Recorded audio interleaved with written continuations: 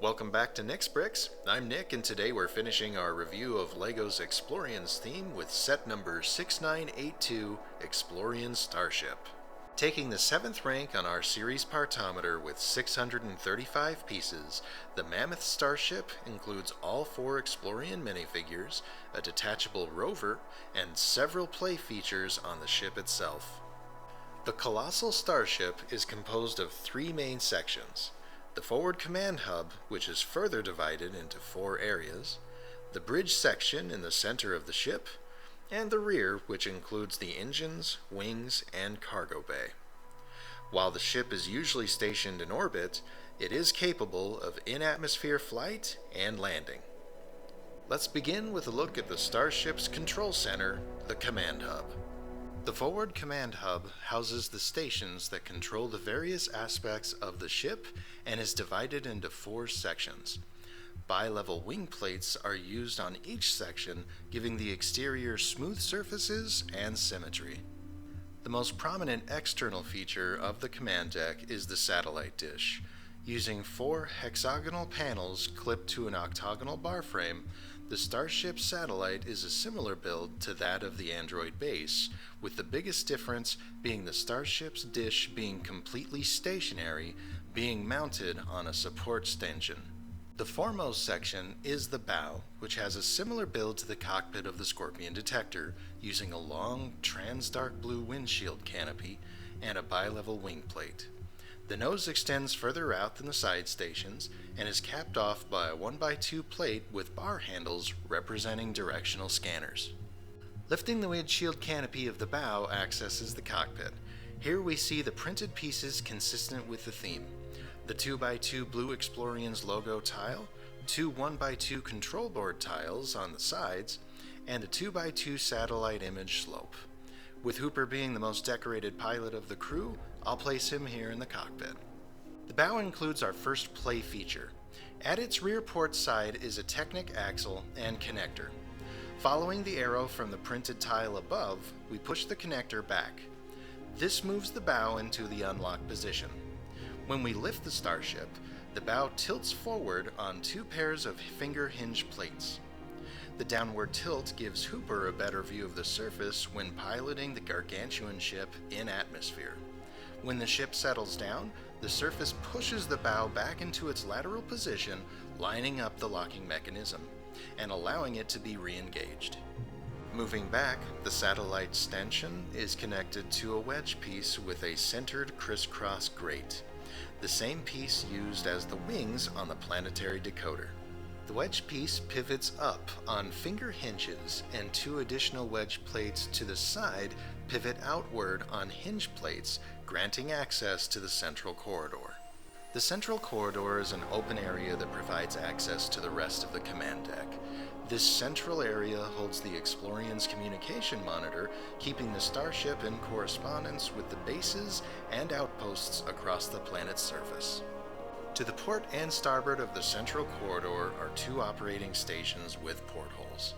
The stations each include the printed 2x2 slopes displaying the satellite image of the planet. Each station controls equipment we'll see later in the review. The exterior of these side stations includes shortened trans-dark blue canopies creating portholes which open upward, giving better access to the stations. As mentioned in the Scorpion detector review, the bi-level wing plates look great from most angles, but leave the sides wide open.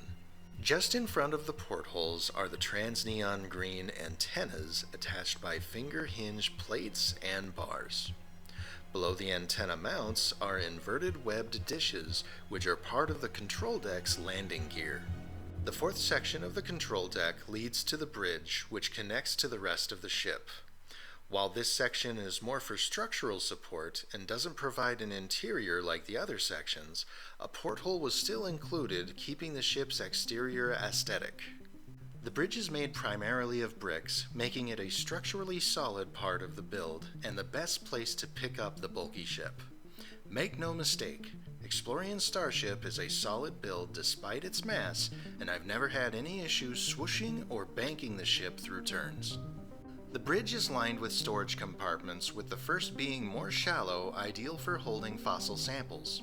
With space enough for 2 tiles, the fossils are held in place by a white panel on a hinge brick.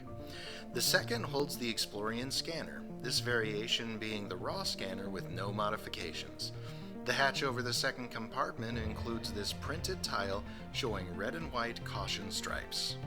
At the rear of the bridge, mounted on either side, are the fossil tools, with the red and blue scanners mounted on the starboard side and the magnet arm on the port. The arms utilize hinge plates and finger hinges, giving them a wide range of movement, and their design always keeps the mounted equipment level. This is a fun, though sometimes overlooked, detail of the Explorien Starship. Both the magnet and scanner arms are operated by the starboard station of the control deck, where we'll place the Chief. Following the bridge leads us to the rear assembly of the Starship, which includes the cargo bay, wings, and engines. The Explorien Starship's propulsion is provided by dual rocket engines attached at the ends of the wings. From the nose cone at the front to the nozzle at the rear, the engines give a sleek, powerful look, adding to the commanding appearance of the whole ship. The engines hold the holographic mirrored stickers just ahead of the rear muzzle.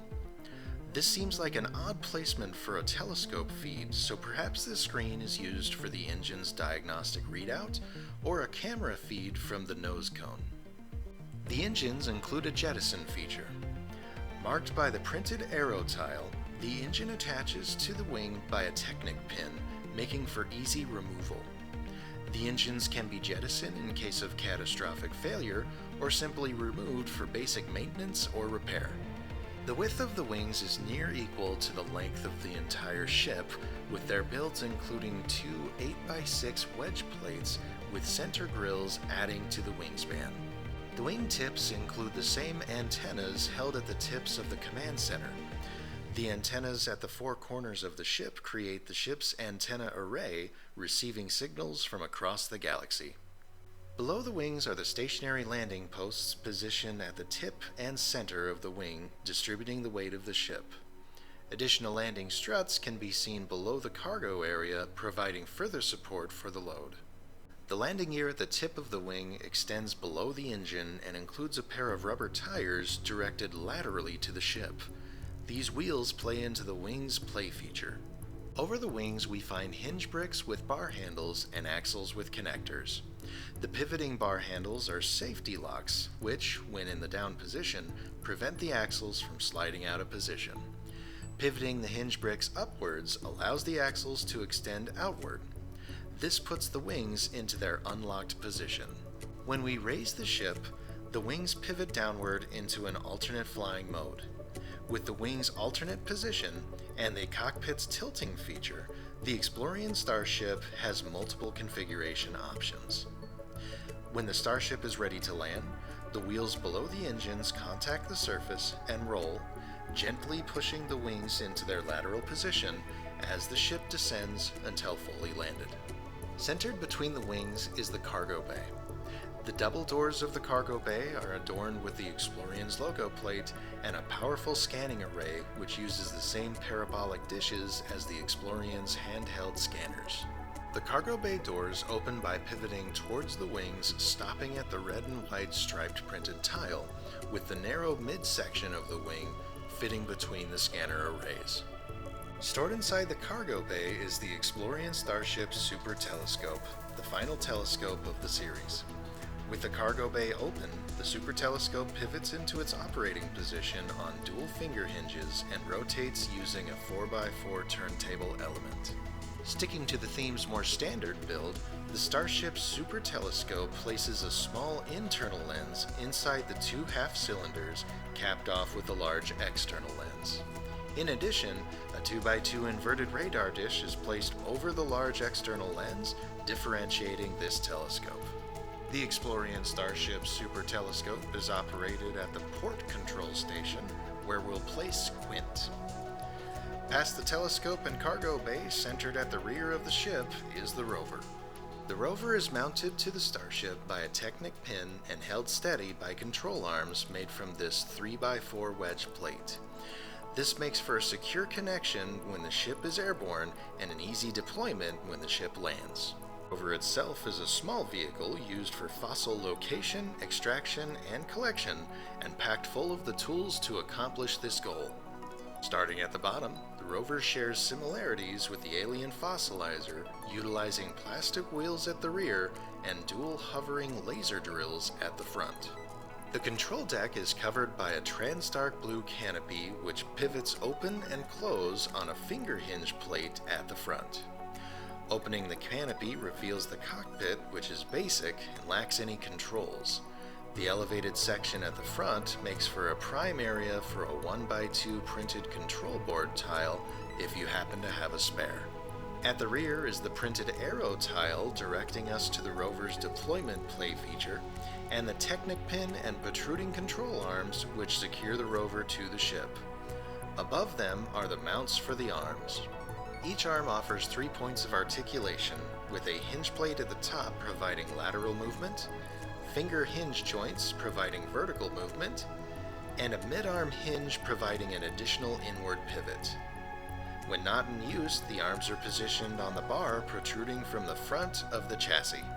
The two arms hold different tools of the fossil collecting trade. The first arm holds a magnet at its distal mount, and further up the arm is a compact version of the fossil finder. While not as powerful as the full-size models we've seen in other sets, this finder uses its sonar to identify fossils just below the surface. The opposite arm holds the claw, which is exclusive to the rover and helps remove rubble while extracting fossils. This unique pincer is made using 2 hinge bars positioned opposite one another and connected by finger hinges, allowing them to pivot open and closed. Incorporated into the rover's claw build is a small caliber laser used for subtle drilling. Further up the arm is the mounted Explorien scanner, which, like the stowed scanner we saw earlier, bears no modifications. Its compact size allows no space for life support systems, so Android, the Exploriens robotic crew member, is stationed at the rover while the ship is airborne. The Explorien Starship is an iconic set for the series and all of LEGO space. Distinguished by its massive size, brilliant color scheme, and the use of all the series signatures, Explorien Starship is truly the crown jewel of the theme. So, will the Exploriens fossil collection and astronomical observation provide the data needed to save the declining planet? Or is this planet doomed, but the research party's efforts may be used to save other planets from sharing the same fate? Only the LEGO maniacs can decide. The Exploriens theme is a time capsule of LEGO's part usage and build techniques of the late 90s. From the use of the hexagonal panels and varying builds of the Super Telescope, to the quintessential magnetic fossils and holographic communications monitor, to the Exploriens helmets and scanners, the series signatures are iconic and closely linked to the theme. I hope this review series has not been oversaturated by my nostalgia, because Exploriens is one of my all-time favorite LEGO themes. I enjoyed them in the 90s, and they were the first series I collected when I got back into LEGO as an adult. Case in point, the Exploriens theme is the reason I started this channel. Our next series review takes us from deep space to the dark, fanciful realm of monster fighters. LEGO's take on the classic monsters of pop culture. I hope you'll join me for this series review, which should conclude right around Halloween. Until then, this has been Nick with Nick's Bricks. As always, thank you for watching, and remember, build, disassemble, repeat.